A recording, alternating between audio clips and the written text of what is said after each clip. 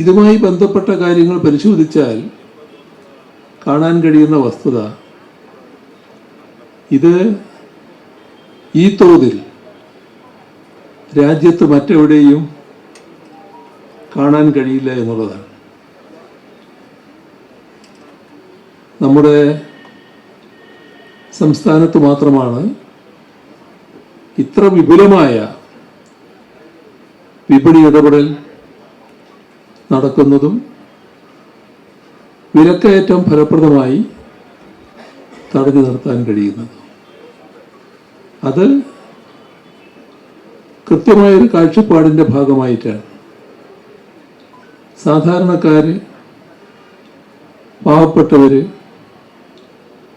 വിലക്കയറ്റം കൊണ്ട് പൊറുതിമുട്ടാൻ പാടില്ല. ആ ഒരു കാഴ്ചപ്പാടിലൂടെയാണ് സംസ്ഥാന സർക്കാർ ഈ രംഗത്ത് ഇടപെടുന്നത്. നമ്മുടെ കേരളം ഭക്ഷ്യോൽപാദന രംഗത്ത് നല്ല രീതിയിൽ മുന്നേറുന്നൊരു ഘട്ടമാണിത്. നെല്ലിൻ്റെ കാര്യത്തിൽ ഉൽപാദനക്ഷമത നല്ലതുപോലെ വർദ്ധിപ്പിക്കാൻ കഴിഞ്ഞിരിക്കുന്നു.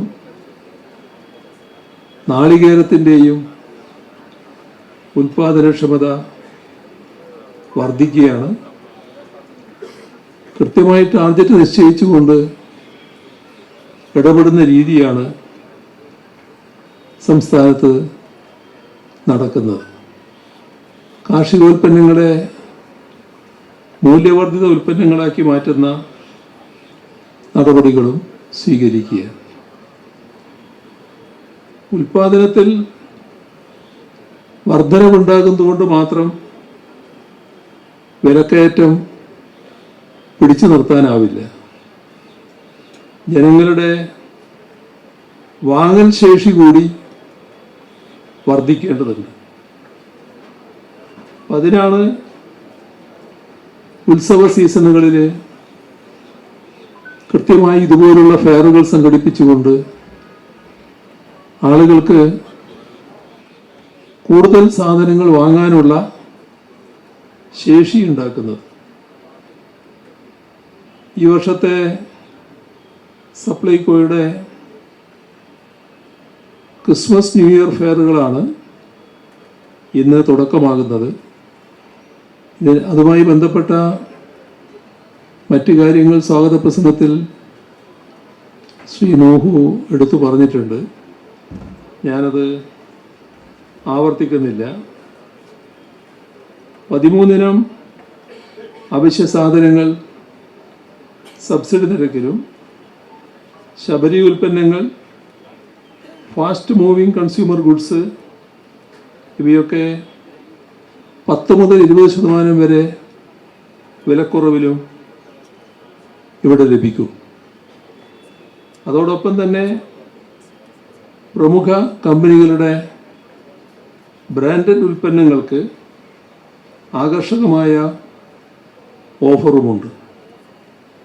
അപ്പോൾ ക്രിസ്മസ് ന്യൂ ഇയർ ഫെയറുകളിലും സംസ്ഥാനത്തെ എല്ലാ സൂപ്പർ മാർക്കറ്റുകളിലും വിവിധ ബ്രാൻഡഡ് ഉൽപ്പന്നങ്ങൾക്ക് നൽകി വരുന്ന വിലക്കുറവിന് പുറമെ 10% വരെ അധിക വിലക്കുറവ് നൽകുന്ന ഫ്ലാഷ് സെയിൽ സ്കീമും ഇത്തവണ ഉണ്ടാകും. എല്ലാ ദിവസവും ഉച്ചയ്ക്ക് ശേഷം 2:30 മുതൽ 4 വരെയായിരിക്കും ഈ സൗകര്യം ലഭ്യമാവുക.